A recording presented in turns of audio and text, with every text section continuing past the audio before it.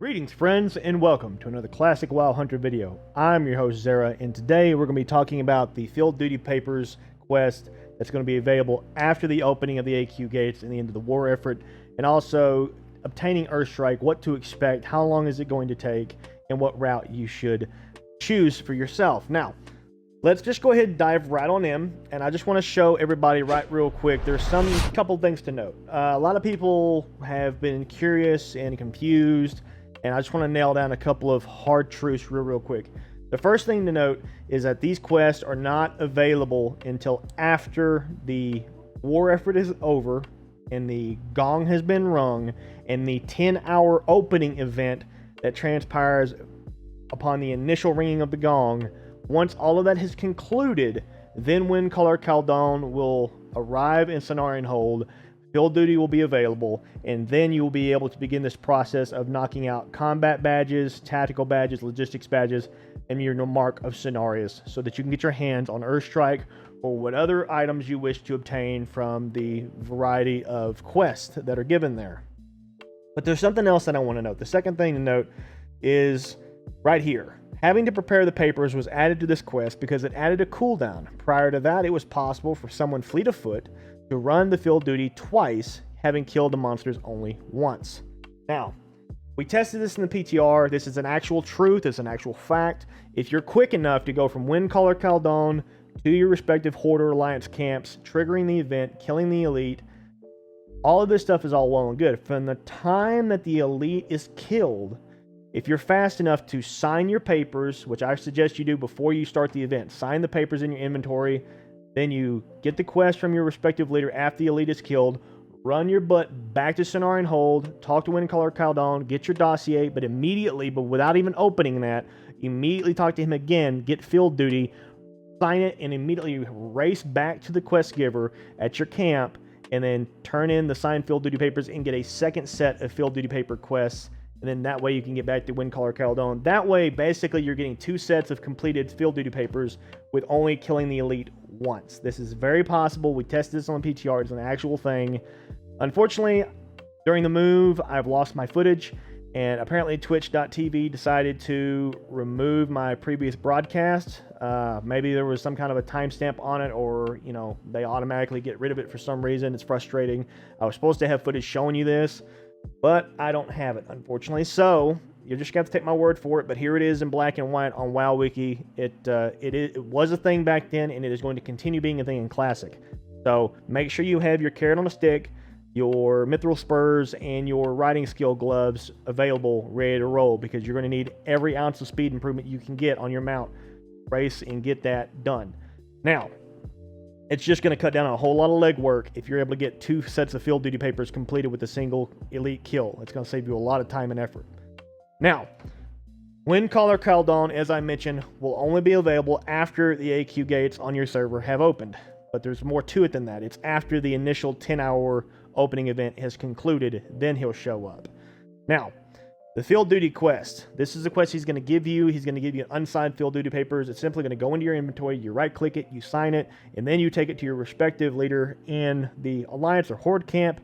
You begin the event, you kill the elite. Now, to note, these elites are soloable because you're going to have a whole lot of NPCs helping you, but keep in mind that if you let or allow, or if something just happens to go horribly wrong and the NPC quest giver that you need dies, then you got to start this process all over again. So I would suggest, I know people are like, hey, you can solo this, no problem. There's no need in soloing this. Have some friends, get some folks together, preferably a healer, someone that can help you heal these NPCs and keep them alive.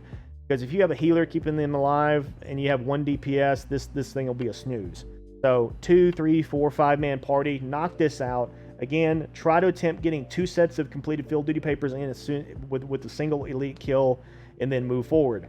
After you do this process, you're going to be given field duty papers from that leadership. You're going to go back to Windcaller Khaldon, and then he's going to give you the option to take a dossier, whether it is a combat, tactical, or logistical. Now, the combat ones are pretty straightforward. The combat and task briefings are pretty straightforward. They're all kill quests. You're literally just going to go to one of these hives, and you're going to slaughter up to 30 of these mobs at once. Again, 4 or 5 man party, this is easily doable. Some classes can even solo these mobs, no big deal, but it takes longer time. Might as well just get a group together. There's gonna be a lot of people trying to do this, so don't be that guy that's a glutton for punishment trying to do all this solo. Get a group together, knock this stuff out together.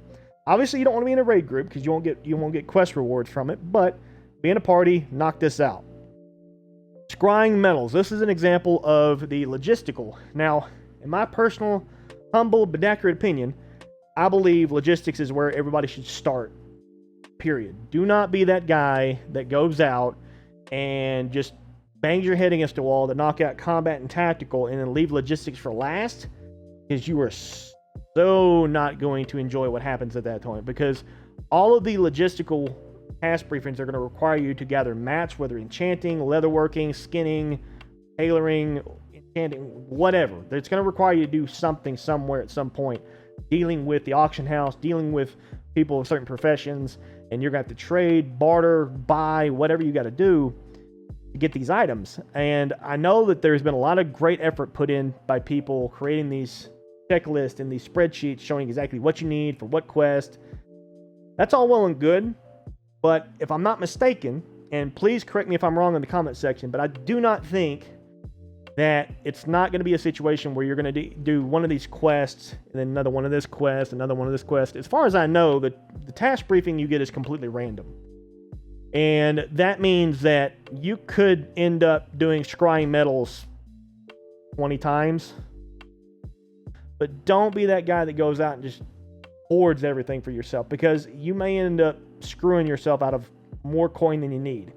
So, again, I would do my best to try and farm up a significant amount of bandages. Those are super easy to farm up. Armor kits are super easy to get your hands on, especially for hunters, skinners, enchanters. A lot of hunters are both of those, or a combination thereof. So getting these shards is not going to be an issue. Things like oil immolation, goblin rocket fuel, dense blasting powder, again, engineering stuff, not difficult for us to get, leatherworking stuff. So most of these won't be difficult, right? They won't be difficult. You can farm these up pretty much in a few hours, but, you know, it's a question of whether or not you want to spend all your time and effort gold farming just to buy it and be done with it, or do you want to spend your hours not spending any gold on it at all and just farming these up yourself?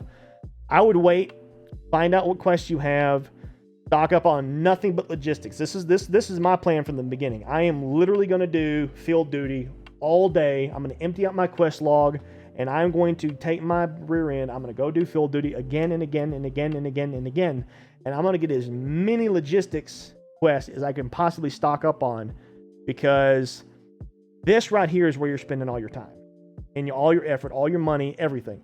So the sooner you find out how much you're going to need to complete your logistics quest, the better.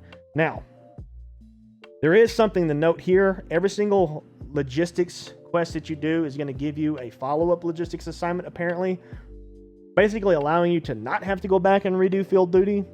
Me personally, it's a toss-up. Do I want to just do one at a time, come back and continuously get a follow-up from Windcaller, or do I want to continuously go back and do field duty and just stock up on nothing but logistics quests so that I can knock those out first? I'm probably going to go with the latter, but that choice is up to you. Now, note that the combat one does not do that. Combat, you are just getting a combat badge and that's it. So these ones, you're going to have to go back and continuously repeat field duty papers to get more combat dossiers so that you can just start stacking and racking these up. But I would leave combat for last, because those mobs are not going anywhere. They're always going to be there. You can get a group at basically any time of day and knock these out. So I wouldn't worry about these until last. And on the topic of the last one, which is your tactical, these tactical ones are pretty simple. These are very easily soloable. Some of them include you killing the Templar. Some of them have you checking out the scouts that are in various caves in Silithus. These are very soloable. It just takes a little bit of time, and honestly, much like the combat badges, they're not going anywhere. So it's going to be up to you, the route you want to take. I personally recommend that everybody try to knock out the logistics quests first, and then work on either combat or tactical. Me personally, I'm going to stock up on as many logistics tasks as I can, knock those all out all at once, then move on to tactical, knock those out, and then that way I can just say, okay, I'm doing combat now and I'm good to go.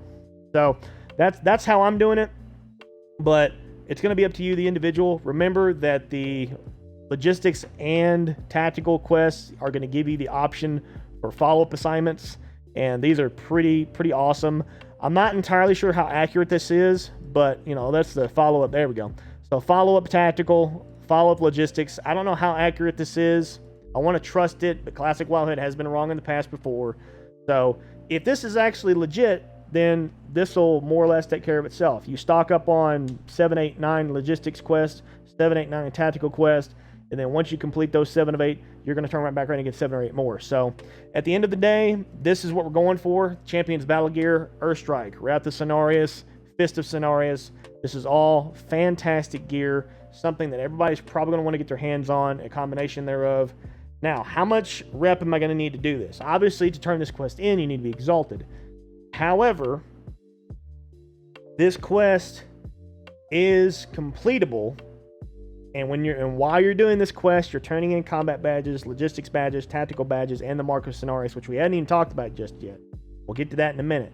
But if you complete all of these quests, you essentially are gathering roughly about 3,000 rep by doing all of this. You're getting 100 rep from doing the Mark of Cenarius quest, and you're getting 50 rep per each one of these quests right here. So that's 750, that's 1,000, that's 1,000, that's 2,750, that's another 100, 2,850. Not to mention the Mark of Cenarius quest, which is going to require you to kill the 4 dukes, and they each give you 25 reps, so that's another 100. So yeah, roughly around that 3,000 rep mark. So about 18,100, 18,050, somewhere in that range into Revered is where you probably want to be before you want to start this process, because otherwise you're going to complete this quest and you're not going to be exalted. So my recommendation is do your AQ 20 or do your rep farm, however you want to do it, whether it's AQ 20 or killing Templars and Dukes and Royals, however you want to do it that way until you get to 18,000 roughly rep into Revered, and then you can start this process. That way you're not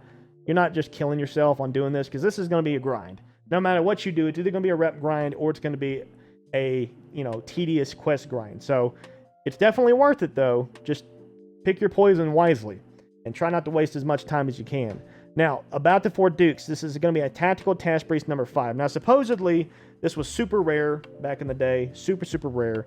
And it was something that a lot of people were struggling to get their hands on. So another reason why I like the idea of doing the logistics and tactical first is that I can just spam these as much and fill up my quest log as quickly as possible, and hopefully get my hands on Tactical Brief number 5, because supposedly in patch 1.12 in vanilla, they nerfed its drop rate, and they made it much easier to get. So now it shouldn't be an issue, but it is worthy to note that it used to be a problem getting your hands on this. It used to be very rare. That's why you're only required to get 1 Mark of Cenarius as opposed to 15 or 20 like the rest of the badges. But this is pretty straightforward. You kill each one of the 4 Dukes, and I would highly recommend that you get the items required to summon these Dukes.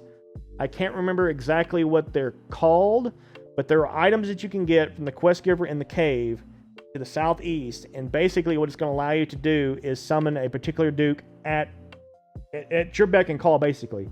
So instead of it being just a random Duke, you can offer this item to the stone, and it will summon that exact Duke that you want. So you're going to want all 4 Dukes. So you're going to want Duke of Cinders, Fathoms, Zephyrs, and Shards. So kill those 4 Dukes, turn this in with your Tactical Priest number 5, and it's going to give you the Mark of Cenarius as well as 100 rep. So there you have it. That's it, pretty much in a nutshell. 18,000 rep into Revered is kind of the cutoff you want to is what you want to aim for before you start this process. I got there a week or 2 ago. Shout out to my boy Maniac and everybody else in the Twitch stream for hanging out during those grinds. They were rough. But, once you got in the groove of it, once you got the hang of it, after a couple hours, it just kind of turned into something where you could just turn on Netflix or Hulu or something in the background and just kind of chill. The last thing I want to note is, again, Windcaller Caldon is not available until after the 10-hour Shifting Sands opening event. Once the 10-hour event after the gong has initially been rung, he will arrive in Cenarian Hold. Then this process can begin. 2, it is possible to do prepared field duty papers twice with a single elite kill. Don't be stingy. Get a friend, have them help you out, and get from point A to point B as fast as possible. Get 2 birds with 1 stone. And last but not least, be smart about your time, be smart about your gold. Don't try to burn yourself out by trying to get all this done in a single day, because honestly, it ain't worth doing it all in one day. Spread it out over the course of a few days. I personally want to make it my goal to maybe do all the logistics in the first couple of days, and that way day 3 can all be about tactical, day 4 can be all about combat. Thankfully, with combat being the most tedious of the 3, all you have to do is literally just kill 30 sets of mobs 15 separate times. That's a lot of mobs, dude. That's a lot of mobs. That's like 450 mobs if my math works out correctly. So you want to make sure that you're not burning yourself out on that. Try to spread these quests out. Try not to do them all at once. And I wish everybody the best of luck. I love you guys. I hope you enjoyed the video, and I'll be seeing you in the next one. Zera out.